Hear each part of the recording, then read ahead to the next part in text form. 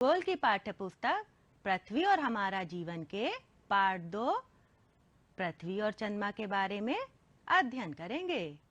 आज हम इसके दूसरे और अंतिम भाग के बारे में जानेंगे।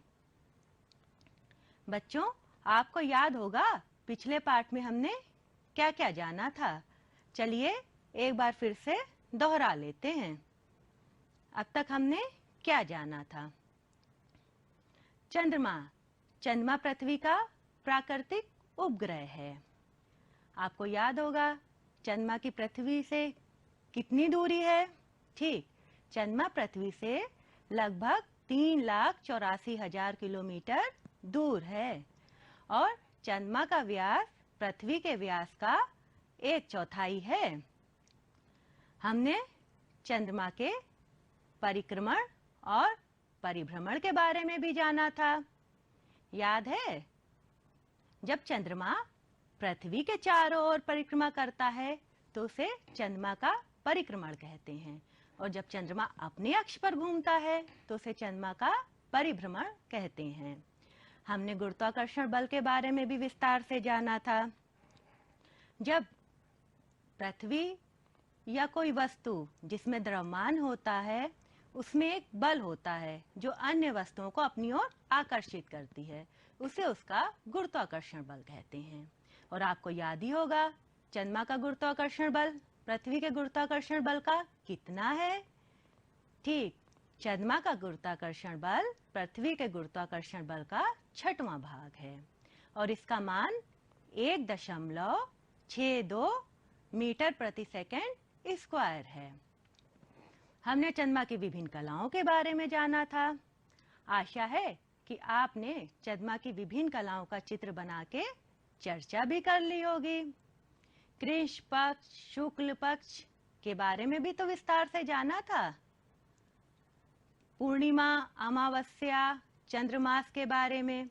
जब चंद्रमा थाली जैसा गोल हो जाता है तो उसे पूर्णिमा का चांद कहते हैं, और जब चंद्रमा बिल्कुल छिप सा जाता है तो उसे अमावस्या का चांद कहते हैं। आपको पता ही है पृथ्वी घूमती रहती है। पृथ्वी के घूमने के कारण चंद्रमा को एक पूर्णिमा से दूसरी पूर्णिमा तक अपनी कलाओं को पूरा करने में जितना समय लगता है उसे चंद्रमास कहते हैं। ये लगभग 29 दिन 12 घंटे 44 मिनट का होता है और चंद्रमास पे आधारित हम लोग के कई त्योहार भी होते हैं। हमने सिचकी पे भी चर्चा की थी। पृथ्वी, सूर्य और चंद्रमा की विशेष स्थिति को सिजगी कहते हैं, और आज हम इसके दोनों प्रकारों के बारे में विस्तार से आपको समझाएंगे। अब आज हम क्या जानेंगे इसके बारे में जानते हैं।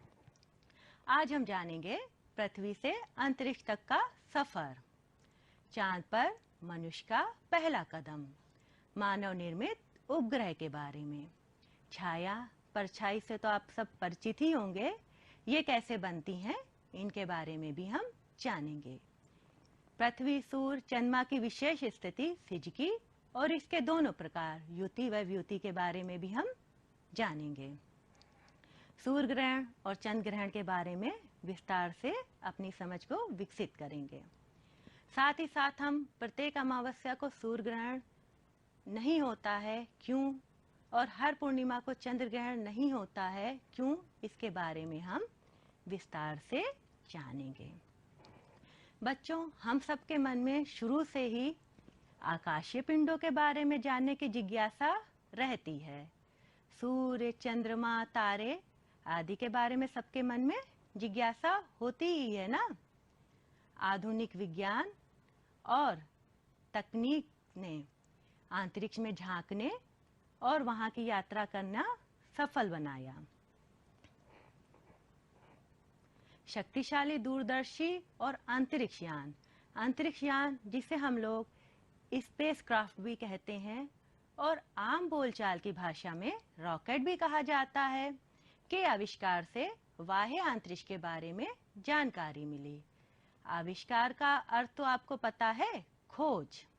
चित्र में देखिए, आपको दो तरह की दूरदर्शी दिखाई दे रहे हैं। दूरदर्शी, जिसे अंग्रेजी में टेलीस्कोप भी कहते हैं।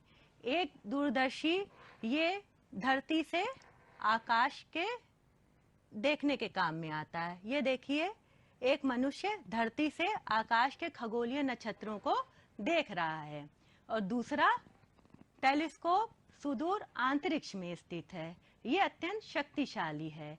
ये वहां से ग्रहों के बारे में अध्ययन करके बताता है। आपको पता है, सबसे पहले पूर्व सोवियत संघ, जिसे वर्तमान में रूस कहते हैं, के नागरिक यूरी गागरिन अंतरिक्ष में यात्रा करने वाले प्रथम व्यक्ति थे। 12 अप्रैल 1961 को वोस्तोक 1 नामक अंतरिक्ष यान से इन्होंने पृथ्वी की परिक्रमा की थी। आपको पता है प्रथम भारतीय अंतरिक्ष यात्री कौन थे? भारतीय वायुसेना के पूर्व पायलट राकेश शर्मा अंतरिक्ष में यात्रा करने वाले प्रथम भारतीय थे। 2 अप्रैल 1984 को सोवियत संघ के अंतरिक्ष यान सोयूज T-11 से इन्होंने अंतरिक्ष की यात्रा की।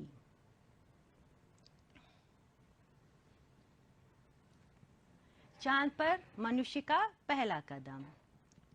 आप सबको पता ही होगा, हम सब लोग चांद पर भी पहुंच चुके हैं, वहां के बारे में परिचित हो चुके हैं।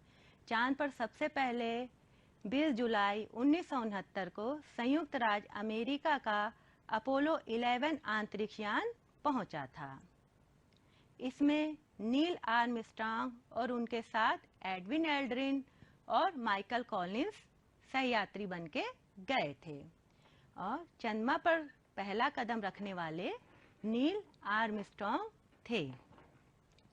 नील आर्मस्ट्रांग चंद्रमा पर कदम रखने वाले प्रथम व्यक्ति हैं।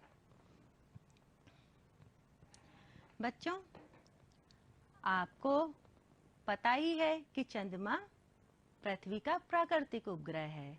हम लोगों ने पिछले भाग में चर्चा भी की थी कि पृथ्वी के कुछ कृत्रिम उपग्रह भी हैं जो मानव निर्मित हैं। मनुष्य द्वारा निर्मित वह उपग्रह जो विभिन्न महत्वपूर्ण उद्देश्यों को लेकर पृथ्वी की परिक्रमा कर रहे हैं, उन्हें मानव निर्मित उपग्रह या कृत्रिम उपग्रह कहते हैं। कुछ का कार्य संचार का होता है, कुछ मौसम के बारे में जानकारी देते हैं और कुछ शैक्षणिक उपग्रह हैं। भारत द्वारा विकसित मुख्य उपग्रह आर्यभट्ट, एडुसेट आदि हैं। इनका चित्र हम लोग देखते हैं। ये देखिए, भारत का प्रथम मानव निर्मित उपग्रह आर्यभट्ट। आर्यभट्ट का कार्य सूर्य से निकलने वाली किरणों की गणना करना है। आपको पता है एडुसेट भारत का पहला शैक्षणिक उपग्रह है। इसका कार्य पाठशाला से लेकर उच्च शिक्षा तक दूरस्थ शिक्षा का कार्य करना है। एडुसेट की मदद से ही हम शैक्षणिक सामग्री को पूरे देश में प्रेषण कर सकते हैं। एडुसेट को हम जीसेट 3 के नाम से भी जानते हैं। ये पहला शैक्षणिक उपग्रह है। अब हम लोग देखते हैं अंतरिक्ष यान अर्थात स्पेसक्राफ्ट कैसे कार्य करता है। इसका कार्य होता है अन्य ग्रहों या अंतरिक्ष में जाना, और ये अपने साथ अंतरिक्ष यात्रियों और उपग्रहों को लेकर जाता है। अब ध्यान से स्क्रीन पर देखिएगा, ये कैसे उड़ान भरता है।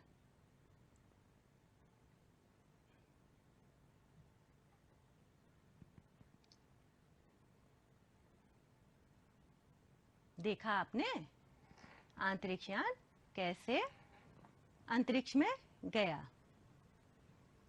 बच्चों, आप अक्सर घर में, स्कूल में, समाचार में ग्रहण के बारे में सुनते रहते होंगे कि आज चंद्र ग्रहण लग रहा है या सूर्य ग्रहण लग रहा है। आखिर ये ग्रहण क्या होता है, पता है आपको? प्राचीन काल में जब सूर्य के चारों तरफ काली छाया घिरती थी तो मनुष्य डर और अज्ञानता से भयभीत हो जाता था, जिससे अनेक अंधविश्वास और कहानियों ने जन्म ले लिया। सूर्य ग्रहण की प्राचीन मान्यता थी कि सूर्य ग्रहण के लिए राहु केतु नामक दो राक्षस उत्तरदायी हैं। राहु सूर्य ग्रहण के समय सूर्य को निगल लेता है, तो चंद्र ग्रहण के समय केतु चंद्रमा को निगल लेता है। लेकिन आपको पता है, आज से लगभग 1600 साल पहले आर्यभट्ट द्वारा इस प्राचीन मान्यता का खंडन किया गया था। महान भारतीय खगोल शास्त्री आर्यभट्ट द्वारा लगभग 1600 वर्ष पहले प्राचीन मान्यता का खंडन किया गया। आर्यभट्ट के अनुसार ग्रहण की वैज्ञानिक व्याख्या क्या है उसको समझते हैं। सूर्य ग्रहण पृथ्वी पर चंद्रमा की छाया पड़ने के कारण होता है और चंद्र ग्रहण चंद्रमा पर पृथ्वी की छाया पड़ने के कारण होता है। छाया परछाई से तो आप सब परिचित ही होंगे। अक्सर आप लोग बनाते भी होंगे छाया, बल्ब की रोशनी में या सूर्य की रोशनी में। जब हम सूर्य के प्रकाश में खड़े होते हैं तो विपरीत दिशा में पृथ्वी पर एक हमारी धुंधली काली सी छाया बनती है। छाया वस्तु की आकृति के जैसे बनती है। गति के अनुसार उसका स्थान बदलता रहता है। छाया सदैव अपारदर्शी वस्तुओं की बनती है। अपारदर्शी वस्तुओं आपको पता ही होगा, जिन वस्तुओं के आर पार प्रकाश नहीं जा सकता है उन्हें अपारदर्शी वस्तुएं कहते हैं, और जिन वस्तुओं के आर पार प्रकाश चले जाता है उन्हें पारदर्शी वस्तुएं कहते हैं। अपारदर्शी वस्तुएं प्रकाश के मार्ग को रोक देती हैं। जब प्रकाश की किरणें आती हैं तो वो अपने पार उनको नहीं जाने देती हैं और यहीं से रोक लेती हैं, जिससे विपरीत दिशा में उनकी छाया बनती है। आपने अक्सर छाया की आकृति बनाई होगी ना दीवारों पर, कभी इस तरह से कभी इस तरह से खेला है ना खेल। अगरचे आपने अभी तक ये खेल नहीं खेला तो आज बल्ब की रोशनी में या सूर्य की रोशनी में खेल जरूर खेलिएगा। आपको पता है, सुबह और शाम को छाया बड़ी बनती है और दोपहर में छाया छोटी बनती है। जब प्रकाश स्रोत दूर होगा तो छाया छोटी बनती है।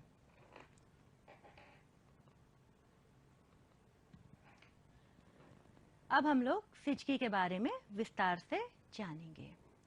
जब सूर्य, पृथ्वी और चंद्रमा एक सीधी रेखा में होते हैं तो यह स्थिति सिजगी कहलाती है। सिजगी दो प्रकार की होती है, युति और व्युति। अब इसको हम लोग एक टीएलएम के माध्यम से समझते हैं। इसको देखिए, इसमें हमने पटरी से दो पटरियों को कील के माध्यम से जोड़ दिया है, जिससे कील से जोड़ने के कारण ये चारों तरफ घूम ले रही हैं। अब आप देखिए, जो नारंगी रंग की गेंद बनी है सबसे बड़ी, ये क्या हुआ? ठीक, ये सूरज है। और जो ये नीली नीली गेंद है ये क्या है? बहुत सही, ये हमारी पृथ्वी है। और सफेद रंग का हमारा चंद्रमा है। अब ये जब तीनों सीधी रेखा में होते हैं तो ये अवस्था क्या कहलाती है? ये सिजगी कहलाती है। जब सूर्य, पृथ्वी, चंद्रमा एक सीधी रेखा में होते हैं तो ये अवस्था सिजगी कहलाती है। अब सिजगी के दो प्रकारों को जानते हैं। जब सूर्य और पृथ्वी के मध्य में चंद्रमा आ जाता है तो यह स्थिति क्या कहलाती है? यह स्थिति युति कहलाती है। जब सूर्य, पृथ्वी के मध्य चंद्रमा आ जाता है तो यह स्थिति युति कहलाती है। और अब जब सूर्य और चंद्रमा के मध्य में पृथ्वी आ गई तो यह स्थिति क्या कहलाएगी? यह व्युति कहलाएगी। अब आप सोच रहे होंगे कि कभी मध्य में चंद्रमा आ रहा है, कभी पृथ्वी आ रही है, तो क्या कभी सूर्य बीच में आ सकता है? सोचिए, बना के देखिए। सूर्य कभी भी इन दोनों के, पृथ्वी और चंद्रमा के बीच में नहीं आ सकता। इसका कारण ये भी है कि पृथ्वी और सूर्य की बहुत अधिक दूरी है और पृथ्वी सूर्य की परिक्रमा करती है, और जबकि चंद्रमा किसकी परिक्रमा करता है? चंद्रमा पृथ्वी की परिक्रमा करता है। तो इस कारण से इन दोनों के मध्य में सूर्य कभी भी नहीं आ सकता है। चित्र में देखिए, आपको सूर्य, पृथ्वी और चंद्रमा के, सूर्य और पृथ्वी के मध्य में चंद्रमा दिख रहा है। तो ये कौन सी स्थिति हुई? बिल्कुल सही, ये युति की स्थिति हुई। जब सूर्य और पृथ्वी के बीच चंद्रमा आ जाता है तो यह स्थिति युति कहलाती है। ऐसा अमावस्या को होता है। इस दशा में चंद्रमा की छाया पृथ्वी पर पड़ती है। इसे सूर्य ग्रहण कहते हैं। लेकिन आपको पता ही है, प्रत्येक अमावस्या को सूर्य ग्रहण नहीं होता है। क्यों नहीं होता है, इसके बारे में हम चर्चा अभी आगे करेंगे। अब देखिए, सूर्य और चंद्रमा के मध्य में पृथ्वी आ गई तो ये कौन सी स्थिति हुई, बताइए? बिल्कुल सही, ये द्युति का चित्र है। जब सूर्य और चंद्रमा के बीच में पृथ्वी आ जाती है तो यह स्थिति द्युति कहलाती है। यह पूर्णिमा को होती है। इस स्थिति में पृथ्वी की छाया चंद्रमा पर पड़ती है, जिससे चंद्र ग्रहण होता है। प्रत्येक पूर्णिमा को चंद्र ग्रहण नहीं होता है। क्यों नहीं होता है, अभी आपको विस्तार से बताएंगे। सूर्य ग्रहण। सूर्य ग्रहण के दौरान सूर्य से खतरनाक किरणें निकलती रहती हैं, जो कि हमारी आंखों के लिए बहुत ही हानिकारक होती हैं। ये हमें अंधा भी कर सकती हैं। सूर्य ग्रहण की घटना को कभी भी नंगी आंखों से नहीं देखना चाहिए। इसके लिए वैज्ञानिकों द्वारा निर्धारित चश्मे का ही प्रयोग करना चाहिए।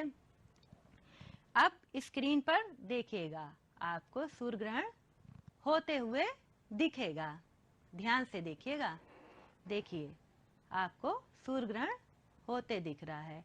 ये चंद्रमा की छाया सूर्य पर पड़ रही है। देखा आपने? सूर्य ग्रहण 3 प्रकार का होता है: पूर्ण सूर्य ग्रहण, आंशिक सूर्य ग्रहण और वलयाकार सूर्य ग्रहण। पूर्ण सूर्य ग्रहण में चंद्रमा की पूरी छाया सूर्य पर पड़ती है और चंद्रमा बिल्कुल सूर्य को ढक लेता है और कुछ समय के लिए अंधेरा सा छा जाता है। इसे पूर्ण सूर्य ग्रहण कहते हैं। और आंशिक सूर्य ग्रहण में चंद्रमा की छाया सूर्य के कुछ ही भाग को ढक पाती है, जिसको आंशिक सूर्य ग्रहण कहते हैं। और वलयाकार सूर्य ग्रहण में चंद्रमा क्योंकि दूरी पर होता है, इस करके चंद्रमा केवल सूर्य के मध्य भाग को ढक पाता है और पृथ्वी से देखने पर बीच के भाग में अंधेरा छाया दिखती है और किनारे किनारे वलय सा दिखता है। इसलिए इसे वलयाकार सूर्य ग्रहण कहते हैं। सूर्य ग्रहण की स्थिति को और विस्तार से जानते हैं। चित्र में देखिए, आपको सूर्य, पृथ्वी और चंद्रमा दिख रहा है। सूर्य की किरणें, जब सूर्य और पृथ्वी के बीच चंद्रमा आ जाता है तो इस दशा में चंद्रमा की छाया पृथ्वी पर पड़ती है। इस स्थिति को सूर्य ग्रहण कहते हैं। ऐसा अमावस्या को होता है।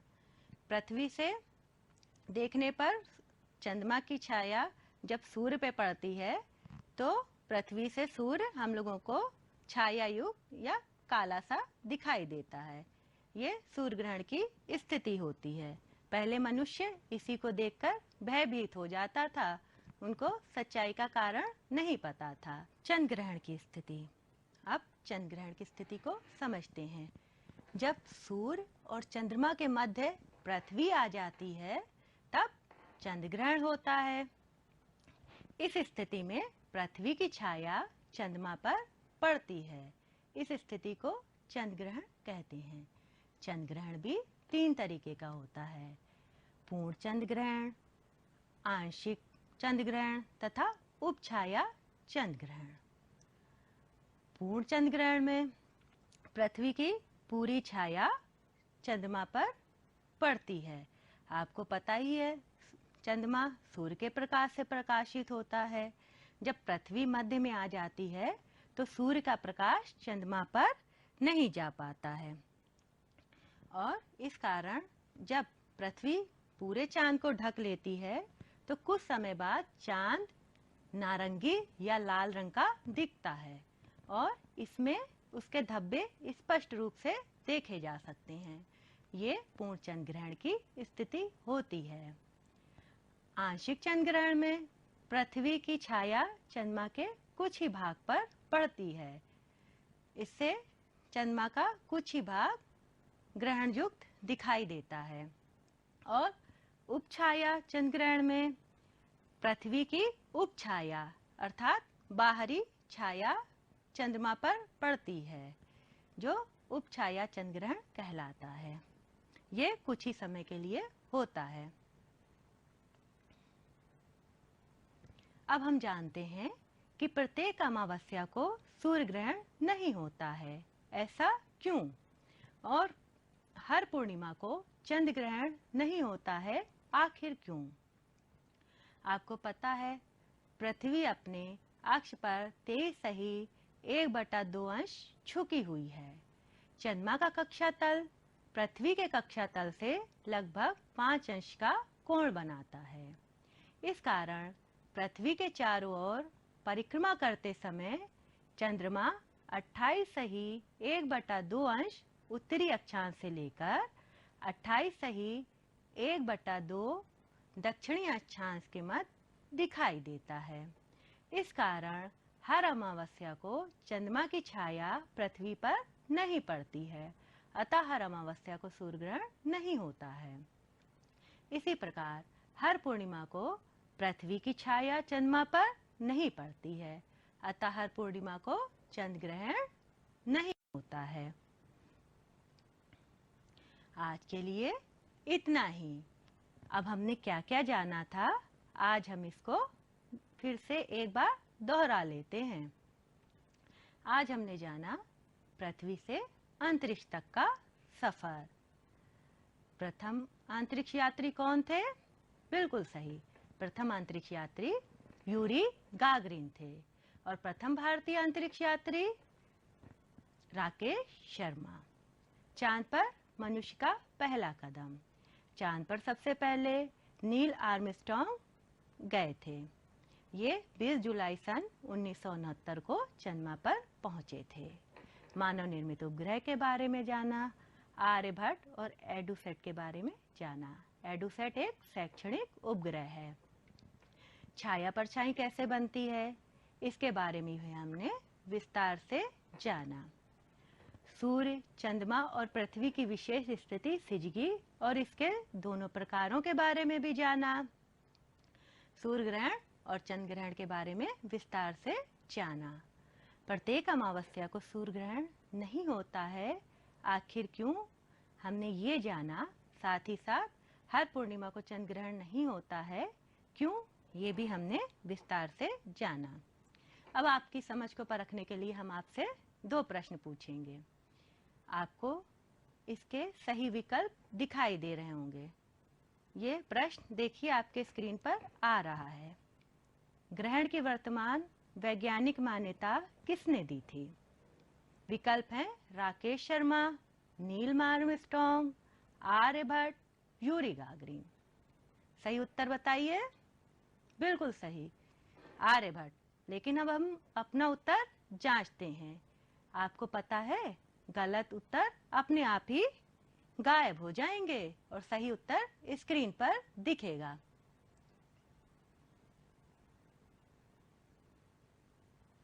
सही उत्तर है आर्यभट्ट। मजा आया आपको? चलिए अब एक दूसरा प्रश्न देखिए, आ रहा है आपके स्क्रीन पर। प्रथम अंतरिक्ष यात्री कौन थे? Rakesh Sharma, Yuri Gagarin, Neil Armstrong, Edwin Aldrin. सही उत्तर बताइए। Yuri Gagarin. चलिए अपने उत्तर को जांचते हैं। बिल्कुल सही, सही उत्तर है यूरी गागरिन। ये प्रथम अंतरिक्ष यात्री थे। लेकिन प्रथम भारतीय अंतरिक्ष यात्री कौन है? अभी हमने आपको पाठ में बताया ही था। बिल्कुल सही, प्रथम अंतरिक्ष यात्री राकेश शर्मा। अब अपनी अभ्यास पुस्तिका निकाल लीजिए। आपको इसमें सही जोड़े बनाने हैं। आपको समूह का और समूह खा दिखाई दे रहा होगा। समूह का में प्रथम अंतरिक्ष यात्री, युति, प्रथम भारतीय अंतरिक्ष यात्री, व्युति और चंद्रमा पर पहला कदम रखने वाले व्यक्ति ये दिख रहा है। और समूह खा में राकेश शर्मा, पूर्णिमा, यूरी गागरिन, नील आर्मस्ट्रांग और अमावस्या दिख रहा है। आपको समूह का समूह खा से सही जोड़ा मिलाना है। देखिए इस तरीके से जैसे हमने मिलाया है। प्रथम अंतरिक्ष यात्री किससे मिला? यूरी गागरिन से। वैसे ही आपको बाकी सबका जोड़ा बनाना है। स्वयं करें। आपको नीचे कुछ शब्द दिख रहे हैं। इनकी सहायता से आपको रिक्त स्थान की पूर्ति करनी है। आपको सभी विकल्प नीचे दिख रहे हैं। चलिए करते हैं। रात के आकाश में सर्वाधिक चमकीला आकाशीय पिंड है, कौन सा है? चंद्रमा। बिल्कुल सही। चंद्रमा का व्यास पृथ्वी के व्यास का कितना है? 1/4। बिल्कुल सही। चंद्रमा पर पहुंचने वाले व्यक्ति थे, विकल्प से देख के बताइए। Neil Armstrong. बिल्कुल सही। सूर्य ग्रहण के समय की छाया पर पड़ती है। सूर्य ग्रहण के समय चंद्रमा की छाया पृथ्वी पर पड़ती है। बिल्कुल सही। अंतरिक्ष की यात्रा करने वाले प्रथम भारतीय हैं कौन? राकेश शर्मा। बिल्कुल सही, बहुत बढ़िया। अब हम लोग एक प्रोजेक्ट कार्य करते हैं। जिस तरह अभी आपको हमने एक मॉडल बना के दिखाया था, 2 पटरियों को कील से जोड़ के उस पे 3 अलग अलग आकार के गेंद लगाए थे। उसी प्रकार से आपको अपने घर में उपलब्ध बेकार वस्तुओं से सिज की घटना का मॉडल बनाना है, जो युति तथा व्युति की स्थिति को सरलता से दिखा सके। और साथ ही साथ इससे आप और क्या कर सकते हैं? इससे आप सूर्य ग्रहण और चंद्र ग्रहण की स्थितियों के बारे में भी बता सकते हैं। बच्चों, आज का पाठ आपको रोचकता से समझ आया होगा। मजा आया आज आपको? आज तक के लिए इतना ही। अगले पाठ में हम कुछ और नई जानकारियों के साथ मिलेंगे। तब तक के लिए आप सबसे विदा लेते हैं। अगले पाठ में फिर मिलेंगे। तब तक के लिए आपको शुभाशीष और धन्यवाद। खूब मन लगा के आप पढ़िएगा। आप सबका